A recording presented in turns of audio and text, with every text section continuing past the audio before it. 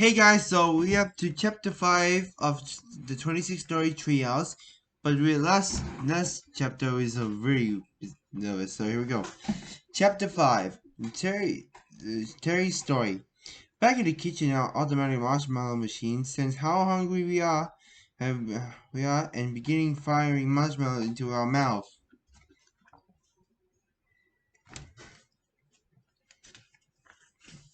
So, says Terry, thought a mouthful of marshmallows and marshmallow.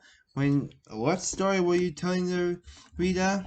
When I interrupt you, I was telling them a story of how we met. I say, oh, I love story. Says Terry. We were both lost in the forest, and then we met and found that house made of gingerbread. Then we start eating the nice little old lady. And the nice little old lady and invite us in. Yum! Hello, boys. And that's on. And then she put out in the cage of fallen and fatten you up. She could eat you, which, come to think of it, really wasn't a really nice thing for a nice little old lady to do. Wow, these are the little story tales of Hansel and Gretel. So I pushed her into the oven, which, come to think of it, wasn't a very nice thing for me to do. But Terry said, "That's not a story for how we met. That's Hansel and Gretel. It's a fairy tale. Remember how I told you that Terry can be a bit annoying at times? Well, this is one of those times." Terry frowned and looked confused. "Oh yeah, my mistake," he said. "I remember now. I was taking some foods to my sick grandmother, and I met you in the woods.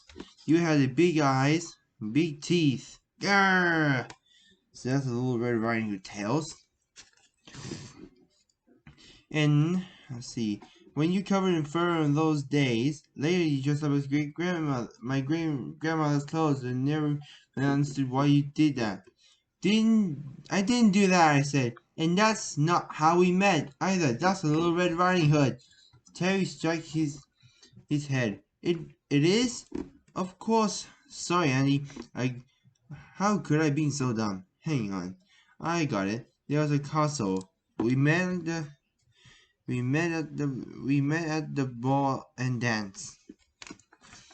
But when the clock struck, and when the clock struck 12, the clock struck at 12, you went run off and lost your last slipper. I looked everywhere for you. I searched the kingdom far and wide, but Terry! I yelled. "You're not even close. That's Cinderella." Terry shrugged. "Then I give up. I got no idea how we met." Well, I say, if you promise to be quiet for the next 21 pages, I'll tell you. "Okay," says Terry, "I promise." So Terry is now had to be quiet for 21 pages. Okay, once upon a time in the faraway land, there was a very big city, and that was a very big city. There was a very, very tall tower, and at the top of that very tall tower, there was an apartment. And in that apartment, there lived a boy who lived as a very lonely. A little boy was very lonely because he didn't have any friends, and the reason they didn't have any friends because his parents thought friends were too dangerous. In fact, they thought everything was too dangerous. They never even let this little boy out of the apartment. "It's only for your own good, darling." So this little boy had to stay there. Oh no. He lived in the paddle room, slept in the paddle non-fall-outable bed, and sat in the paddle non-fall-outable chair, which for extra safety was fitted with airbags and a seatbelt. Poor guy. He wasn't allowed to watch TV. "It's not good for your eyes, darling." He wasn't allowed to play computers. Too much electromagnetic radiation, darling. And he wasn't allowed to play with toys or any other sort of games. Too much risk of excitement, darling. Oh my gosh, that's not good. All he had to do is amuse himself with books with rounded corners with his parent and select for him. This book contains non-harmful ideas, non-characters doing dangerous things, any stories involve dangerous, potential dangerous, and situations, which means they didn't contain much for anything at all or really. The lonely little boy couldn't even eat proper food. His parents mashed and prepared all his food, and to make sure he didn't choke and serve it cold to make sure he didn't burn himself. Not sure where am I. I'm gonna remote there.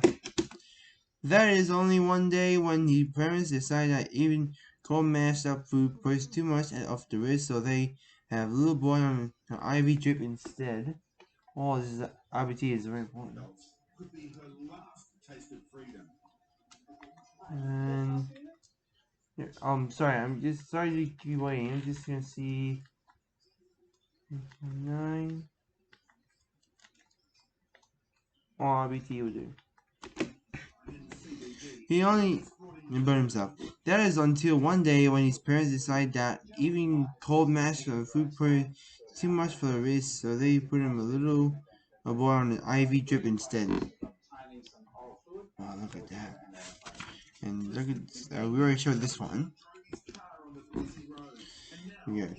And as if all it wasn't enough, his parents also filled the apartment with every type of safety alarm possible. They had fire alarms, food alarms, burglar alarms, spider alarms, tiger alarms, vampire alarms, and false alarms. They also had a little boy fitted with a pair of emergency self-inflating underpants just in case he ever fell into water. They can be operated manually by pulling the cord at the front. Now,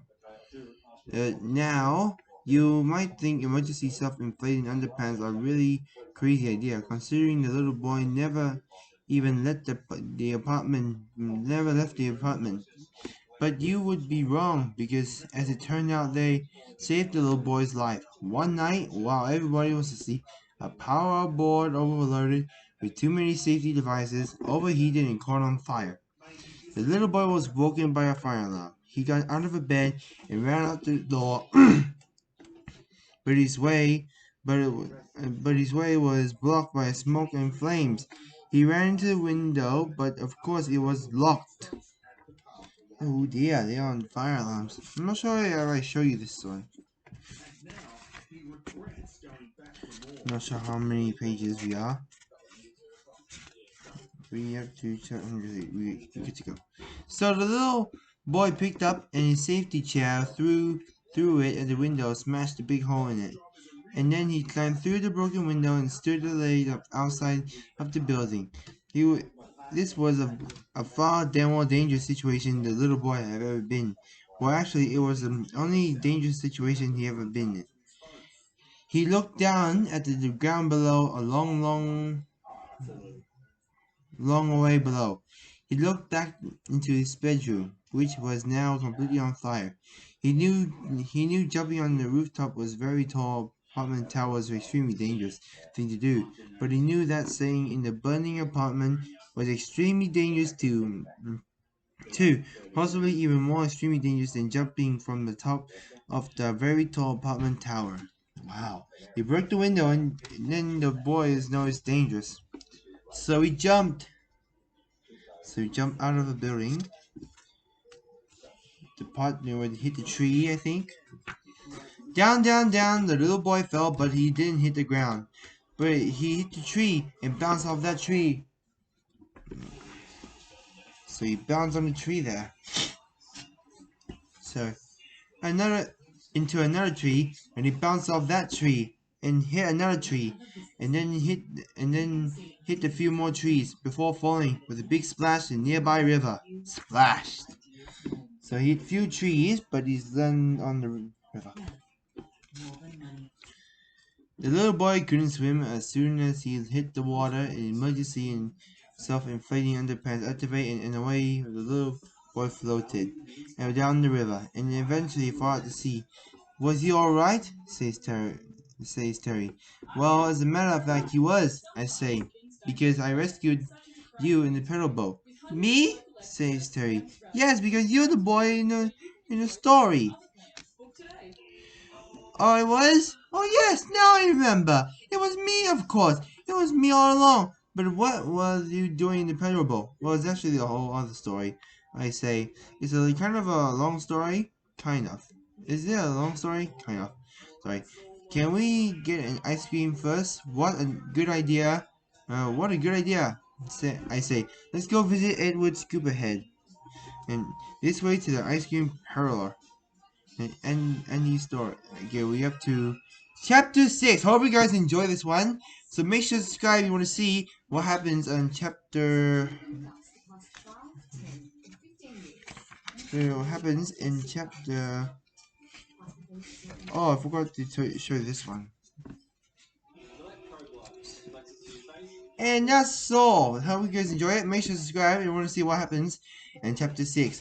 So I'm Aaron Chung. Be brave. Ooh, stay wild. We'll see you on the next adventure.